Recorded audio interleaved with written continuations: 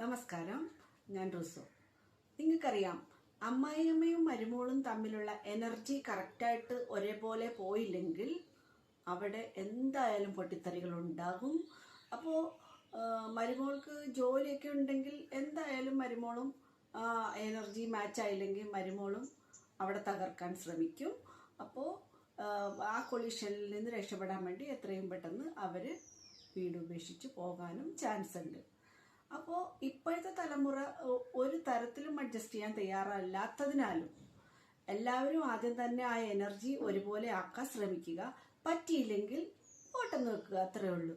അപ്പോൾ ഇങ്ങനെ ഒറ്റപ്പെട്ട് കഴിയുമ്പോൾ എന്താ സംഭവിക്കുന്നതെന്ന് വെച്ച് കഴിഞ്ഞാൽ, ഹസ്ബൻഡ് ആൻഡ് വൈഫ് ഒറ്റയ്ക്ക് താമസിക്കാൻ തുടങ്ങി കഴിയുമ്പോൾ കുട്ടി ഉണ്ടാവുമ്പോഴാണ് പ്രശ്നം വരുന്നത്.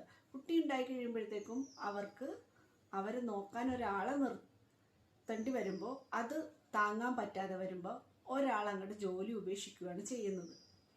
അപ്പോൾ ഈ കൊച്ചിങ്ങനെ നോക്കിക്കൊണ്ടിരിക്കുന്നതിൻ്റെ ഇടയിൽ ഇവർക്ക് വീട്ടിലിരുന്ന് ചെയ്യാവുന്ന ഒരു രംഗത്തെക്കുറിച്ചാണ് ഞാൻ ഇവിടെ അവതരിപ്പിക്കാൻ ആഗ്രഹിക്കുന്നത്.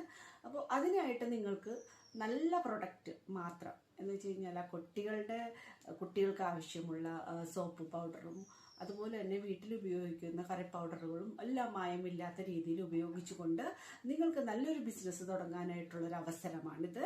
അപ്പോൾ താല്പര്യമുള്ളവർ മാത്രം ബന്ധപ്പെടുക. Thank you.